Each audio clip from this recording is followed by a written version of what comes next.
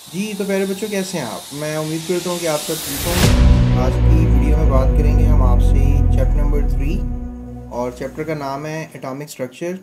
इसमें जो मौजूद एक्सरसाइजेज हैं कुछ, इन्हें हम कॉन्सेप्ट असेसमेंट एक्सरसाइजेज कहते हैं। तो ये 3.1 है जिसको अभी हम हल करेंगे, ठीक है। तो स्टार्ट करते हैं। पहला जो क्वेश्चन किया जा रहा है वो ये है कि an element has two isotopes A and B. आपको पता है कि डिफरेंट एलिमेंट के डिफरेंट आइसोटॉप्स होते हैं, आपको टीचर्स ने बताया होगा। तो अब हमने क्या करना है कि इन आइसोटॉप्स को जज करना है। जैसे दो आइसोटॉप्स हैं किसी एलिमेंट के, जैसे आप कमेंट में ये भी बताएं कि किस एलिमेंट के दो आइसोटॉप्स होते हैं। The relative atomic mass of an element is 35.5 AMU। यानी एक हमारे पास एक एलिमेंट है, उसका मास ये दिया हुआ है AMU, एक एटम का वजन है, याद रखिएगा, ठीक है। रिलेटिव अबंडेंस जो है इसकी मतलब ये इसका वज़न है और ये इसकी मिकदार है कुदरत में 75.77%। And it's isotopic mass is 35। लेकिन जो प्रोडक्ट टेबल में लिखा हुआ है वो 35 लिखा हुआ है। इसी तरह हमारे पास एक और आइसोटॉप है, यानी जो बी है, उसकी जो अबंडेंस है वो 24.23 है। अब देखो 75% ये तो 100 में से होगी ना ये अबंडेंस, और डेफिनेटली 25 बचेगा। 75 पूरा नहीं लिखा, 24, यानी कि कोई और एलिमेंट्स भी हैं, लेकिन हमने उसका मैथ्स बताना है। मतलब हमें वो परसेंटेज बता रहा है और हमने इसका क्या बताना है, मैथ्स बताना है बी का। यानी इसकी दोनों की वैल्यूज़ हमें पता लग गई कि कुदरत में कितनी कितनी है, नेचर में कितनी है। और पहले का मैथ्स पता है हमें, ए का 35.5, दूसरे का मैथ्स पता करना है, ठीक है। आई होप आपको क्वेश्चन समझ में आ गया।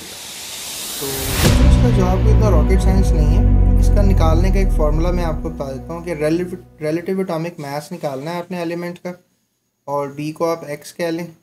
तो atomic mass multiply by abundance plus atomic mass multiply by abundance, अभी दो थे ना, तो आपने एटॉमिक मास जमा एटॉमिक मास और एटॉमिक मास उसकी अबंडेंस को मल्टीप्लाई करना है, यहाँ से एटॉमिक मास उसकी अबंडेंस को मल्टीप्लाई 100 से डिवाइड कर देना। अब आपको ये पता है कि जो पहला हमारे पास एटॉमिक मास है वो 35 है, ठीक है, डाटे के हिसाब से। और दूसरे का जो एटॉमिक मास है वो हमने निकालना है, दैट इज़ एक्स, और इसकी अबंडेंस 75.77 है और दूसरे की अबंडेंस 24.23 डिवाइड बाई 100, ठीक है। और ये जो आपको है ना 35.5 क्या है, रिलेटिव एटॉमिक मास है। यानी ये वो मास है जो हम प्रोडक्ट टेबल में मौजूद है। अभी मैंने शायद आपको 35 कह दिया होगा, लेकिन 35.5 is the relative atomic mass of the element जो कि उसने दिया हुआ है।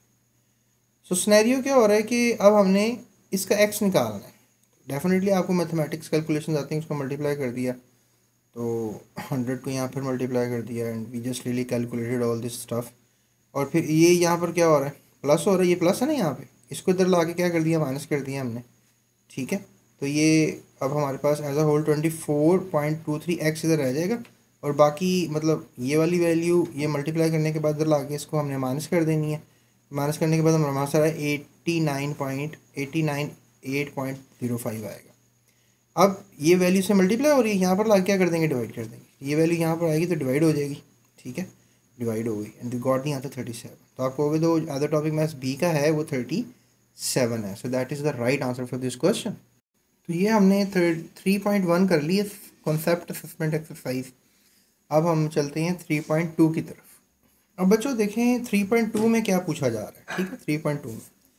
3.2 में बेसिकली पूछा जा रहा है, describe the formation of cations for the following metal atoms.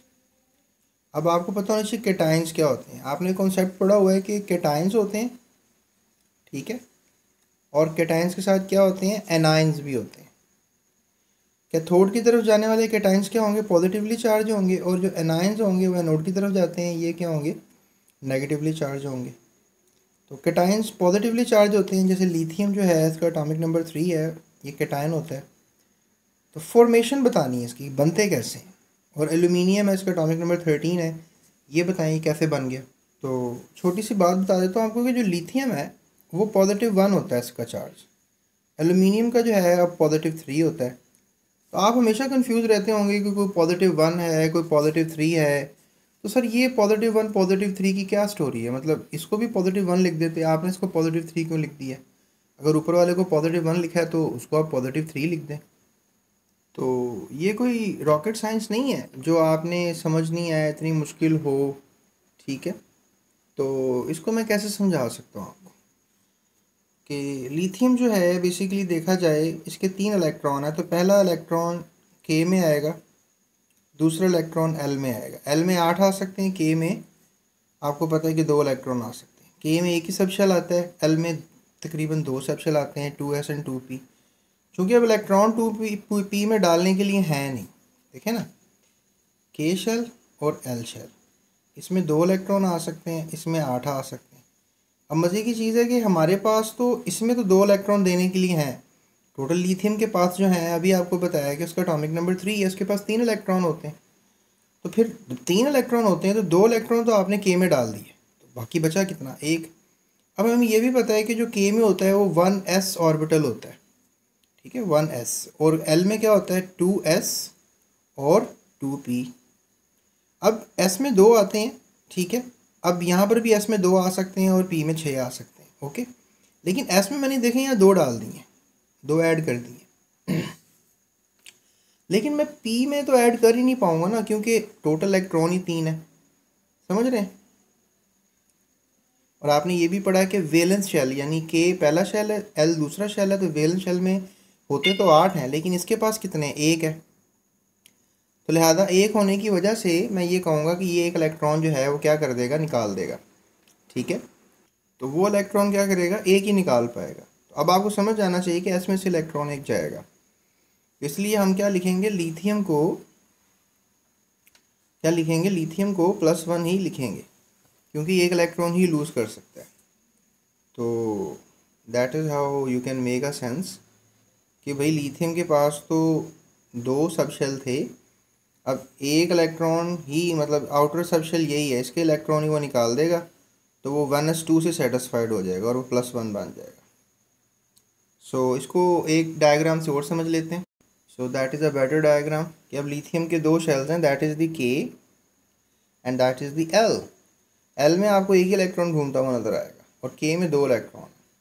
तो के में तो इलेक्ट्रॉन रहेंगे ना, एल का जो शेल है, आउटर शेल है, वैलेंस शेल है, ये वाला शेल ख़त्म हो जाएगा, क्योंकि वैलेंस शेल में जितने भी इलेक्ट्रॉन होते हैं वो मेटल्स निकाल देते हैं। ये रहा वो इलेक्ट्रॉन जो इस शेल में से निकल चुके हैं और इस पर +1 चार्ज आ गया। स्टोरी तो यहाँ ख़त्म नहीं हुई, हमारे पास जो है वो एक और एग्जांपल हमने करनी है अभी, फॉर्मेशन ऑफ एल्यूमिनियम आयन कि +3 कैसे बन गया। अब एल्यूमिनियम चूँकि it's a big atom comparative with the lithium, इसके पास आपको पता है कि एटॉमिक नंबर 13 है। एटॉमिक नंबर 13 की स्टोरी ये है कि ये इसका के शेल है, ये इसका एल शेल है, और ये इसका जो है 3s 3p वाला, ये m है, ठीक है। अब अगर हम देखें इसके कंपैरिजन को, तो के में तो आपको पता है कि 2 इलेक्ट्रॉन आएंगे, ठीक है, और एल में 8। अब ये भी आपको पता है कि एल्यूमिनियम के पास टोटल जो हैं वो 13 इलेक्ट्रॉन होते हैं, क्योंकि 13th एलिमेंट है पीरियोडिक टेबल का। तो अब एल में चूंकि 8 इलेक्ट्रॉन आ गए और एम में अब बचे 3, ठीक है। ये बचने वाली स्टोरी है, देखो 1s2 कंप्लीट हो गया, लुक एट दिस, पहला शेल, पहला सब शेल, फिर ये दूसरा शेल, दूसरे शेल में 2 सब शेल आते हैं। ये पता होना चाहिए, कन्फिग्रेशन आपको आनी चाहिए। कन्फिग्रेशन के लिए आप मेरी वीडियो देख सकते हैं समझने के लिए, यूट्यूब सर्च बार पे लिखें electronic configuration space GS academy, ठीक है। ये फ़िलहाल मेरा एक और चैनल है GS केमिस्ट्री।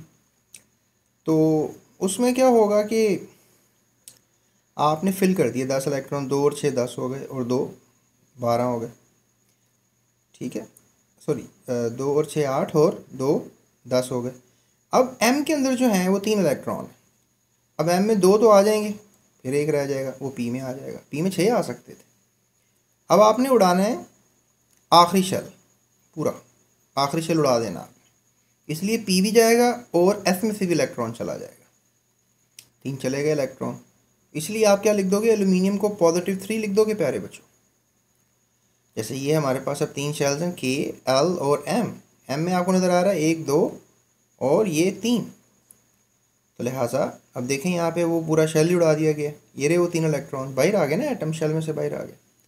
और फिर अब 2 शेल्स रहेंगे, ये वाला जो आपको नज़र आ रहा है ना, ये शेल ना समझिए, ये न्यूक्लियस है, दैट इज़ द न्यूक्लियस। तो ये 2 शेल्स रह जाएंगे। एटम पहले बड़ा था, बड़े साइज़ का था, 3 शेल्स वाला एटम बड़े साइज़ का होता है, अभी छोटे साइज़ का हो गया। और इस तरह से इस पर +3 चार्ज क्यों आया है? क्योंकि इसने आखिरी शेल के तीनों इलेक्ट्रॉन लूज़ कर दिए। मैं बच्चों को अमूमन ये भी बताता हूँ कि नियॉन नियरेस्ट नोबल गैस है, 10वें नंबर पे आती है। नियॉन जो है वो नियरेस्ट नोबल गैस है, 10वें नंबर पे आती है। तो 13 डिजिट जो है, हमारे पास एक और नोबल गैस है जो 18वें नंबर पे आती है, दैट इज़ आर्गॉन। ठीक है, एक और नोबल गैस है जो दूसरे नंबर पे आती है, दैट इज़ हीलियम। अब एल्यूमिनियम के पास जो है वो चॉइस है, जो कि 13 प्रोटॉन रखता है और 13 इलेक्ट्रॉन रखता है, कि उसने फॉलो किसको करना है। इस एटम ने इन तीनों में से किसी एक को फॉलो करना है, नियरेस्ट को। तो नियरेस्ट इसको कौन सा पड़ा? 13 को कौन सा डिजिट नियरेस्ट पड़ेगा? 2, 10 के 18? डेफिनेटली 13 को 10 नियरेस्ट पड़ेगा। तो अपनी कॉन्फ़िगरेशन, अपनी एटॉमिक नंबर किस तरह की करना चाहेगा? नियॉन की तरह की। क्योंकि एटॉमिक नंबर से मुराद है कि एटॉमिक नंबर तो चेंज नहीं होगा ना एल्यूमिनियम का। जो बाहर इलेक्ट्रॉन्स हैं वो तो चले बाहर थे, आखिरी शेल में थे, वो निकल के चले गए। अब एज अ होल ये सारा का सारा तो नियॉन नहीं बनेगा, क्योंकि अंदर न्यूक्लियस तो वैसा का वैसा ही है। न्यूक्लियस में तो कोई चेंजिंग नहीं है ना। न्यूक्लियस ना मैंने कोई पार्टिकल निकाला है, प्रोटॉन भी नहीं निकाला, न्यूट्रॉन निकाला, कुछ भी नहीं किया ऐसा। तो इसलिए एल्यूमिनियम जो है वो किसको फॉलो कर गया? नियॉन को फॉलो कर गया। हालांकि वो एल्यूमिनियम को और आर्गन को भी तो कर सकता था, लेकिन नियरेस्ट उसको नियॉन पड़ता था। ये स्टोरी आई होप सो आपको क्लियर होगी। तो स्टोरी तो ख़त्म नहीं हुई। Even I have taken your 11 minutes, बस 2-4 मिनट और लूँगा आपके। तो आपको एक और क्वेश्चन समझा देता हूँ, जो कि इसकी सेल्फ असेसमेंट का, या कह लेंगे कॉन्सेप्ट असेसमेंट का आखिरी सवाल है। सवाल कर रही हैं कि अब एनाइन भी बनाना सिखा दें। एनाइन, चलें इस क्वेश्चन में मैं ये भी रिवील करूँगा कि इलेक्ट्रॉन लूज़ करना है कि गेन करना है। और बनाने किसके हैं? सल्फ़र का एटॉमिक नंबर 16, क्लोरीन का एटॉमिक नंबर 17, इसके एनाइन बनाने। अब आपको पता है कि एनाइन जो हैं वो कब बनेंगे? जब वो एनोड की तरफ जाएंगे। एनोड क्या होता है? Positively charge. तो एनाइन कौन होंगे? Negatively charge. मैं आपकी हेल्प कर देता हूँ कि सल्फ़र जो है वो -2 रहेगा और क्लोरीन जो है वो -1 रहेगा। तो नेगेटिवली चार्ज आयंस को एनाइंस कहते हैं। तो let's check it out, formation क्या है इनकी, क्योंकि दे आर आस्किंग फॉर्मेशन बताओ कैसे बन गए। देखो अब एनाइन जैसे मैंने बता भी दिया, सल्फ़र -2 रहता है और क्लोरीन जो है वो -1 रहता है। पहले सल्फ़र को समझते हैं। सल्फ़र चूँकि बड़ा एटम है, 16 इलेक्ट्रॉन्स हैं इसके अंदर। तो 16 इलेक्ट्रॉन्स का मतलब है कि इसके शेल्स कितने होंगे? That is going to be K, that is going to be L। जहाँ 2 लिखा हुआ दैट इज़ L, और जहाँ 3 लिखा होगा that is going to be M। अब देखो एक चीज़ चेक करो, वही मेरी स्टोरी जो भी मैंने थोड़ी देर पहले सुनाई, कि हमारे पास 3 नोबल गैसेस हैं, हीलियम, नियॉन और आर्गॉन। 2, 10, 18। अब सल्फ़र इन्हीं के करीब पड़ रहा है, यानी कि सल्फ़र जो है that is going to be, sulphur is going to be something like 16। अब 16 किसको फॉलो करेगा इनमें से? बताओ, कॉमन सेंस यूज़ करो। 16 डिजिट किस डिजिट के नियरेस्ट है? 18 के प्यारे बच्चों। 16 के नियरेस्ट, यानी 2 डिजिट्स का फ़र्क है। यहाँ पर 6 डिजिट्स का फ़र्क है और यहाँ पे तो 14 डिजिट्स का फ़र्क है। तो सल्फ़र फॉलो करेगा किसको? आर्गन को। अब 18 इलेक्ट्रॉन है आर्गन के पास, क्योंकि एटॉमिक नंबर प्रोटॉन भी 18 है, और 18 का मतलब तो जितने प्रोटॉन होते हैं उतने इलेक्ट्रॉन्स होते हैं। 18 ही इलेक्ट्रॉन्स भी हैं, 18 इलेक्ट्रॉन्स भी हैं। तो सल्फ़र जो है वो 16 इलेक्ट्रॉन्स रखता है, उसको 18 करने पड़ेंगे। चेक करें, यहाँ पर आखिरी ऑर्बिटल क्या है? P4, यानी कि 2 इलेक्ट्रॉन्स को चाहिए, इसलिए +2 लिखा हुआ चाहिए ना। अगर आपको पैसे चाहिए तो आप प्लस करोगे, 2 इलेक्ट्रॉन्स लिख दिए और फिर इसमें ऐड हो जाएंगे, और ये P4 क्या बन जाएगा? P6 बन जाएगा प्यारे बच्चों।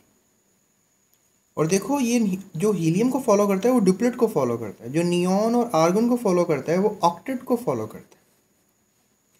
तो मैंने मसला ही हल कर दिया आपकी सोच का। देखो ना, K में, सॉरी मैंने K लिख दिया, K में 2 इलेक्ट्रॉन हैं, L में 8 इलेक्ट्रॉन हैं, M में क्या है? टोटल 6 इलेक्ट्रॉन हैं। M में तो 6 नहीं होने चाहिए according to octet rule, M में 8 होने चाहिए। तो 2 ऐड हो गए, 8 हो गए, ऑक्टेट हो गया, लिखा होगा ऑक्टेट। और यहाँ पर देखो जो क्रॉस से मैंने शो किया इलेक्ट्रॉन्स को शो किया, 2 इलेक्ट्रॉन ऐड किए, आखिरी शेल में ऐड हो जाएंगे। अभी 6 नज़र आ रहे हैं आपको। और फिर देखो जब मैंने ये 2 इलेक्ट्रॉन ऐड कर दिए तो टोटल कितने हो गए? 8 हो गए। लेकिन हाँ, -2 डालना नहीं भूलना आपने, -2, क्योंकि -2 आप यहाँ पे ऐड लाजमी करेंगे, क्योंकि अब अंदर प्रोटॉन्स जो हैं वो 16 है, क्योंकि अंदर की स्टोरी न्यूक्लियस की वो नहीं हमने चेंज की, स्टोरी सिर्फ बाहर की चेंज की है। इसलिए मैं कह रहा हूँ कि आपने -2 चार्ज लगाना है, क्योंकि बाहर बॉडी में जो है वो 2 इलेक्ट्रॉन बढ़ गए हैं, अंदर जो है वो 2 इलेक्ट्रॉन, अंदर जो है वो 2 प्रोटॉन कम है, मतलब अंदर प्रोटॉन तो ऐड नहीं किए ना मैंने, इसलिए -2 आया है। Sulphur is -2 charge. तो स्टोरी तो अभी ख़त्म नहीं हुई, अभी मैंने कहा था 2-4 मिनट दें, मैं आपको समझा देता हूँ ये भी। तो ये देखें, अब क्लोरीन -1 हो गया। कैसे हो गया? क्लोरीन अब 17th एलिमेंट है, यही लॉजिक है। अगर क्लोरीन 17 है तो 17 पे किसको फॉलो करेगा 17? खुद सोचें, डेफिनेटली वो भी तो आर्गन को ही करेगा ना 16, अगर, क्योंकि एक डिजिट का फ़र्क है। तो ये भी क्या है, 5 इलेक्ट्रॉन्स रखता है, तो ये कितने रख लेगा? 6 इलेक्ट्रॉन ऑक्टेट को कर लेगा कंप्लीट, क्योंकि देखो 2 और 6 8 हो गए। यहाँ पर इसके पास क्या थे? 2 और 4, यानी कि 6 थे, तो 2 ऐड कर लिए इसने, 8 हो गए, क्योंकि देखें ना 2 और 4 6 और 2 और 6 8, ऑक्टेट हो गया। इसके पास 2 और 5 7 थे, इसने क्या कर लिया? 1 इलेक्ट्रॉन गेन कर लिया, तो 2 और 6 10, 2 और 6 8 हो गए, तो 2 और 5 7, 2 और 6 8, यानी 1 ऐड हुआ इसके अंदर, ये ऐड हुआ ही, देखो ये 1 इलेक्ट्रॉन ऐड हो गया इसके अंदर।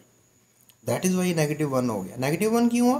क्योंकि हमने सिर्फ इलेक्ट्रॉन ऐड किया, प्रोटॉन तो ऐड नहीं किया ना। तो ये देखें ना, ये हम इलेक्ट्रॉन डॉट स्ट्रक्चर से भी तो समझ सकते हैं ना इसको, इलेक्ट्रॉन डॉट स्ट्रक्चर से भी समझ लें। इसके आउटर शेल में देखें, उसके 6 थे, इसके कितने? 7। अंदर वाले शेल्स के अंदर इलेक्ट्रॉन ही ऐड होते हैं। आप कहोगे सर इसमें अंदर वाले, अंदर तो ऑलरेडी पूरे हैं, 2 इसमें 8 उसमें, तो उसमें क्यों ऐड करने? ऐड तो हम इसमें करेंगे ना, जो आउटर शेल है। इलेक्ट्रॉन हमने ऐड कर दिया, और फिर देखें नेगेटिव चार्ज, क्योंकि न्यूक्लियस के अंदर एडिशन नहीं हुआ, बाहर शेल में ही एक एडिशन हुआ है। अब एक डॉट नज़र आ रहा है तो -1 है। तो ये जो मैंने आपको स्टोरी सुनाई है ना, ये आपके लिए होप्सो के बेनिफिशरी रही होगी। सो चलते हैं अपनी नेक्स्ट चैप्टर की नेक्स्ट सेल्फ असेसमेंट या कॉन्सेप्ट असेसमेंट एक्सरसाइज की तरफ। जीएस केमिस्ट्री को सब्सक्राइब लाजमी कीजिएगा, अपना ख्याल रखिएगा, और इस चैनल का इस वीडियो को दोस्तों के साथ लाजमी शेयर कीजिएगा। Thank you. Thank you for watching GS Academy.